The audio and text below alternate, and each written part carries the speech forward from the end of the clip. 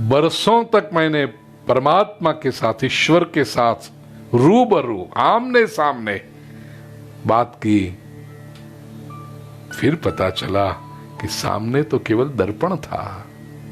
यही ब्रह्म और अध्यात्म।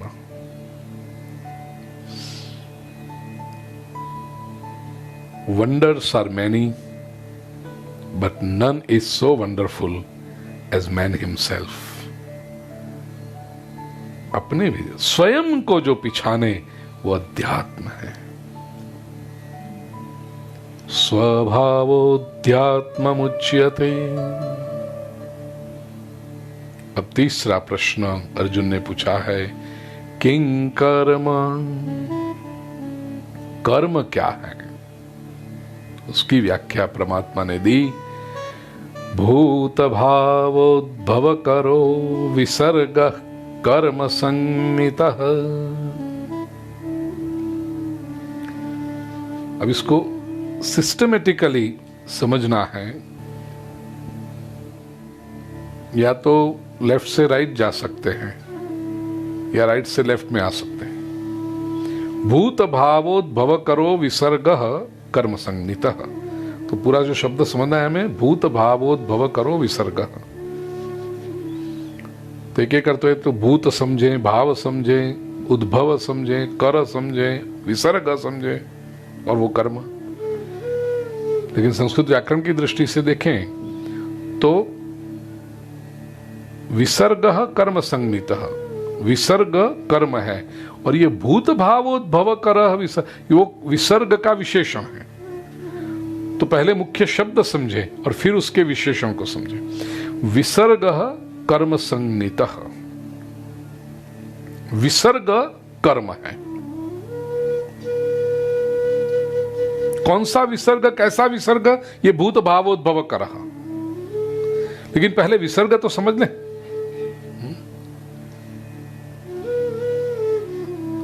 लाल कलर है, मरून।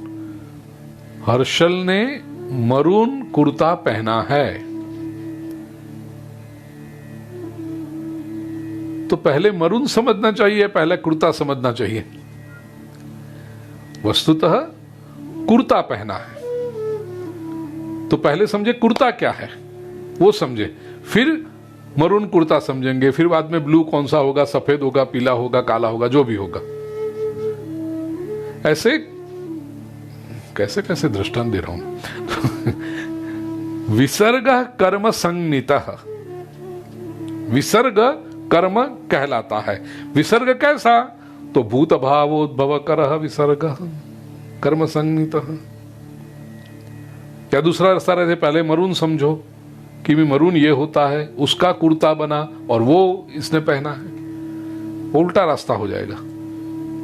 आप समझना किसको चाहते हो उस पर है। विसर्ग के अर्थ, इसका अर्थ कि विसर्ग क्या है? विसर्ग का अर्थ है आगे भेजना। विसर्ग का अर्थ है प्रयत्न करना। विसर्ग का तीसरा अर्थ है त्याग करना, दान करना, अर्पण करना।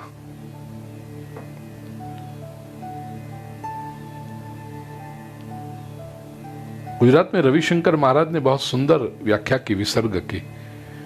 विवेक पूर्वक, विधि पुरस्सर त्याग, उसको कहते हैं विसर्ग। विवेक पूर्वक, समझ के। त्याग का अर्थ है कुछ भी फेंक देना, वो त्याग नहीं है। विवेक पूर्वक, समझ के और विधि पुरस्सर। सुबह मुझे बहना का फोन आया, 4 दिन पहले देव दीपावली थी, तो फोन आया उस समय कि देव दीपावली के समय दीपदान की महिमा है। अब भगवान जी के सन्मुख तो हम रखते हैं दीपदान, फिर अन्य किसको दे सकते हैं दीपदान, किस किस के लिए कर सकते हैं?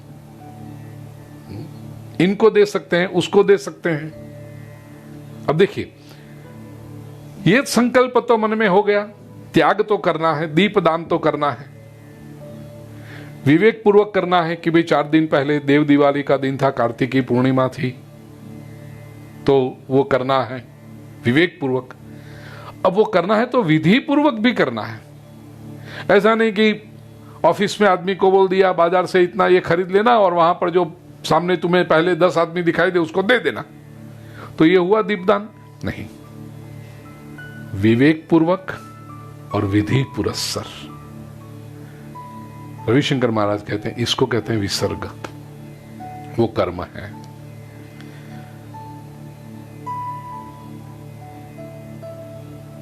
विसर्ग का अर्थ दूसरा है बनाना, तैयार करना।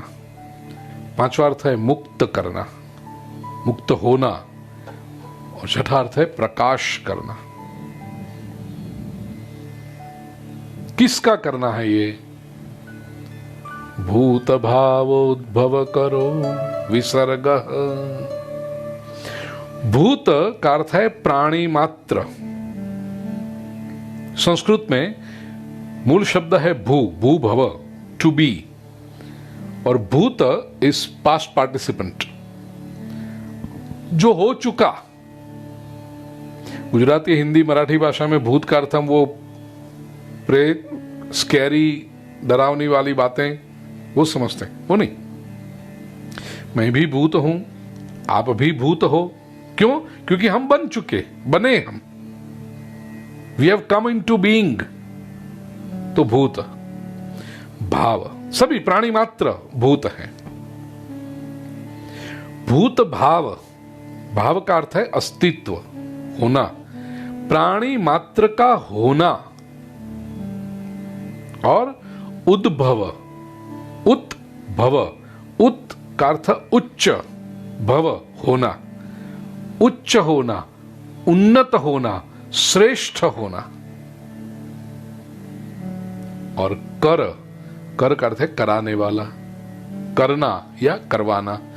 भूत भावोद्भव, प्राणी मात्र के होने को उच्च करना, उन्नत करना, श्रेष्ठ करना, इस दिशा में जो प्रयत्न होते हैं और उसके लिए जो शक्ति का, संपत्ति का, समझ का, समय का, अनुभव का त्याग किया जाता है, उसको कहते हैं कर्म।